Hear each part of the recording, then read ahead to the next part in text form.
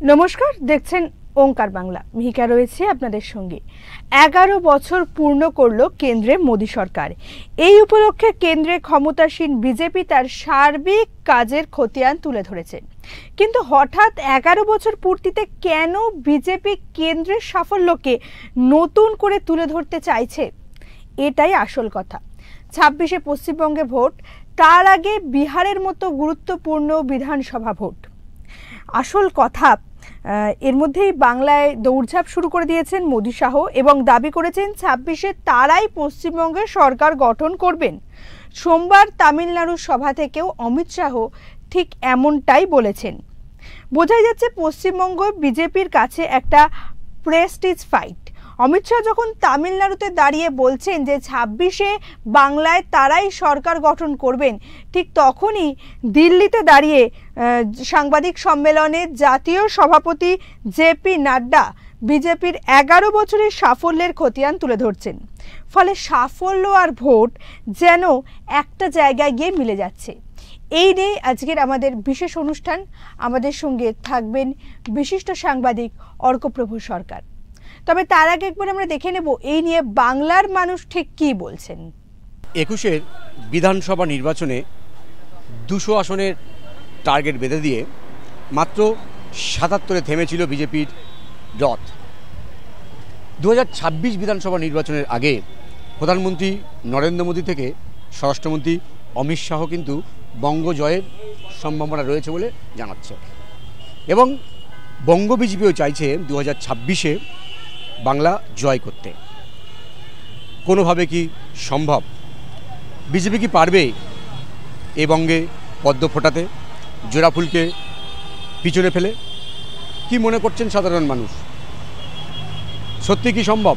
চলুন তাদের সাথে কথা বলি, জানার চেষ্টা করি তারা কি মনে করছে।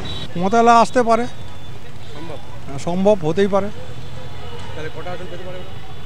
সেটা বলা যাচ্ছে না, হতেই পারে, আসতে পারে ক্ষমতায়।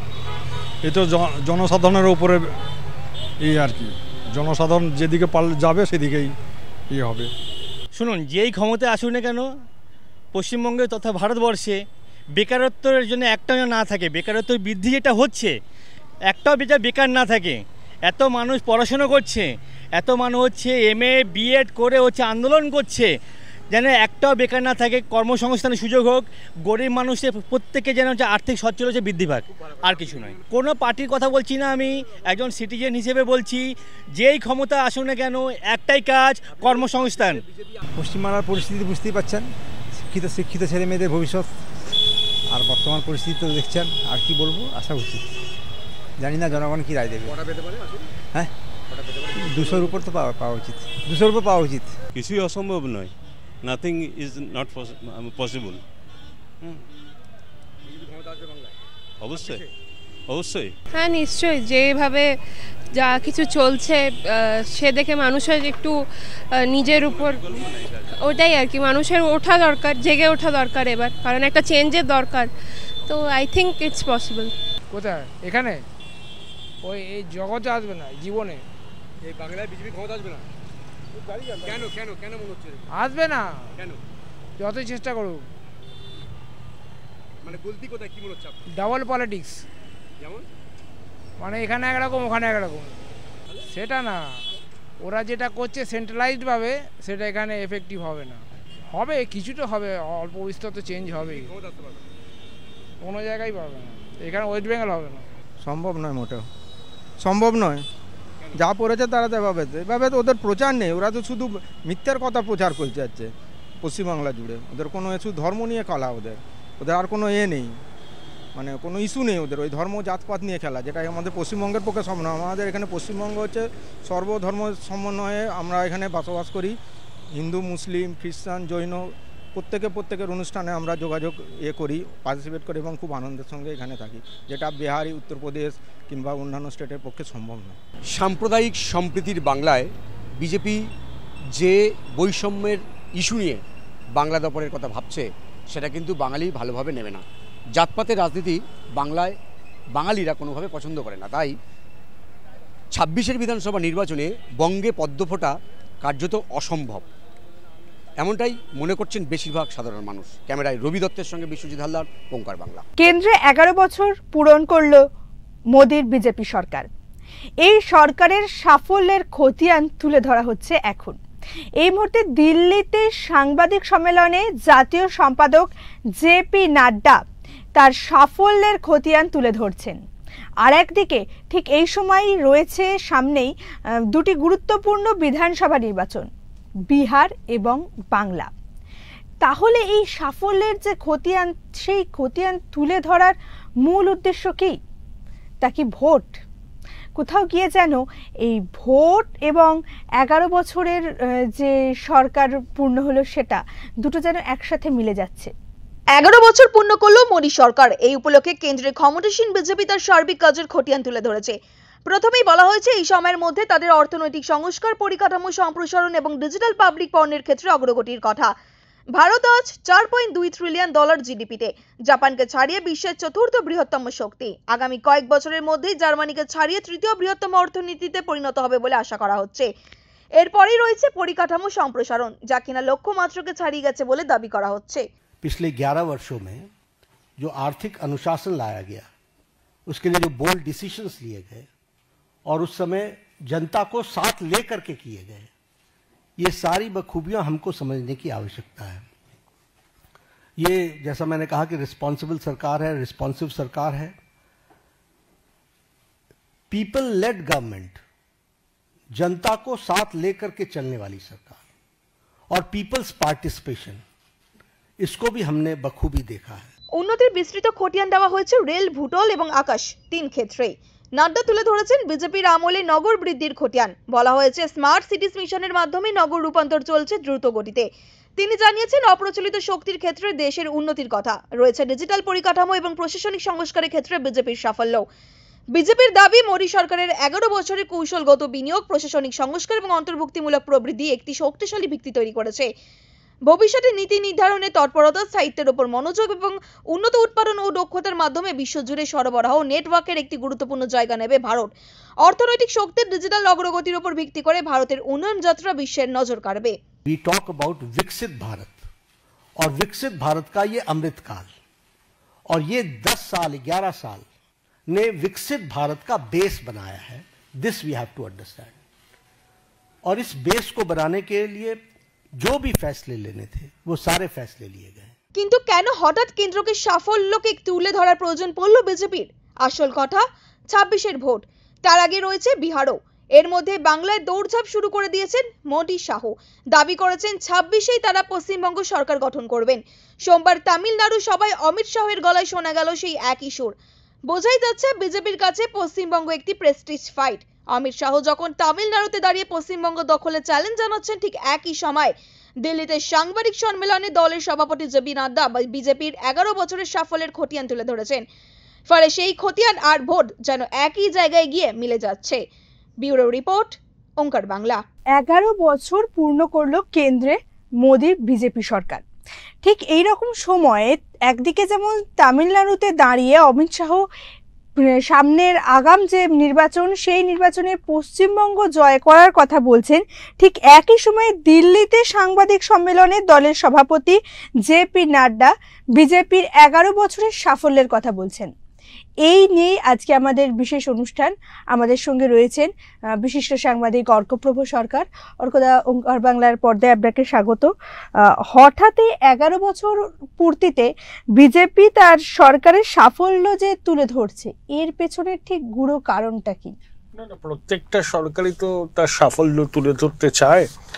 গত বছর বিজেপি সরকার বা এনডিএ সরকারের 10 বছর পূর্তি হয়েছিল। তো লোকসভা নির্বাচনে বিজেপি প্রত্যাশার মতো ফল করতে পারেনি, সেই জন্য সে বছর তারা ওই 10 বছর পূর্তি করেনি।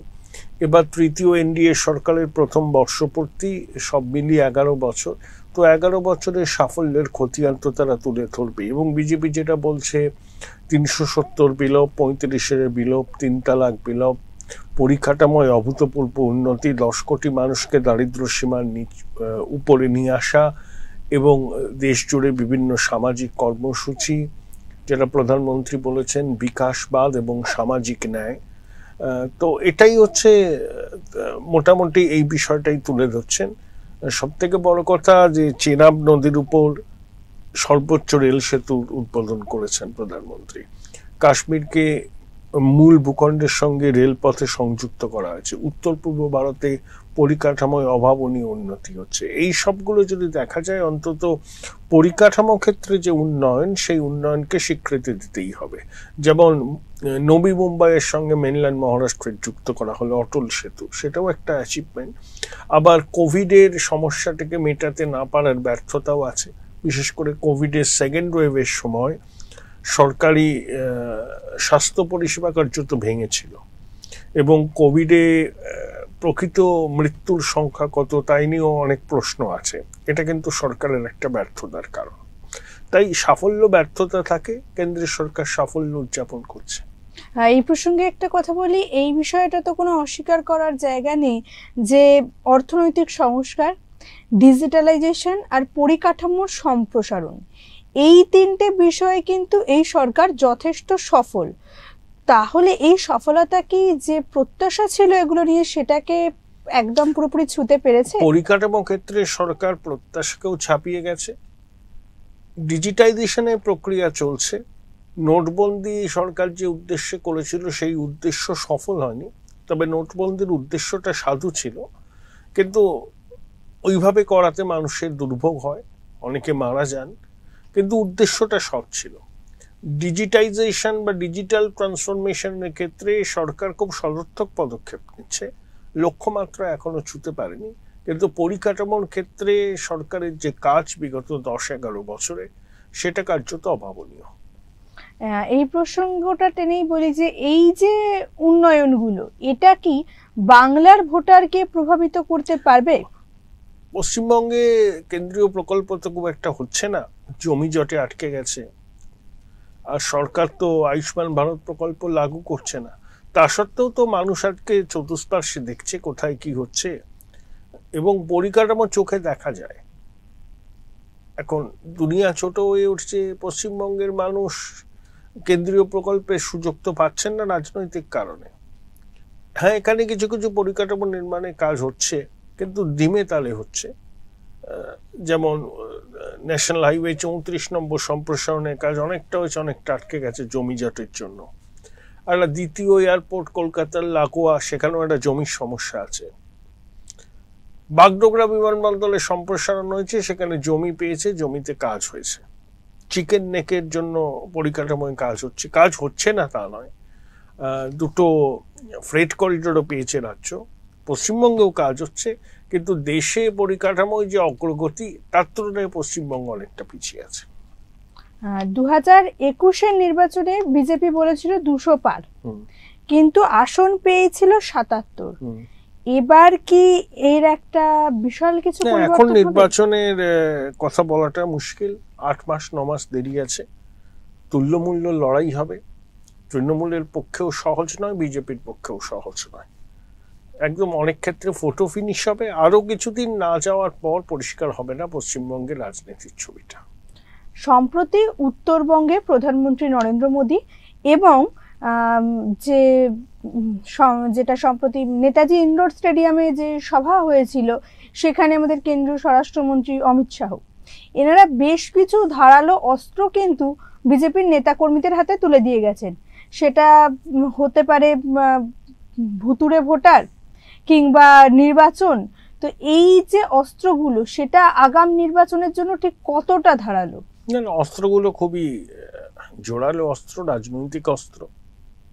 কিভাবে সেই অস্ত্রগুলোকে ব্যবহার করবে, শান দেবে, সেটা ভবিষ্যৎ বলবে।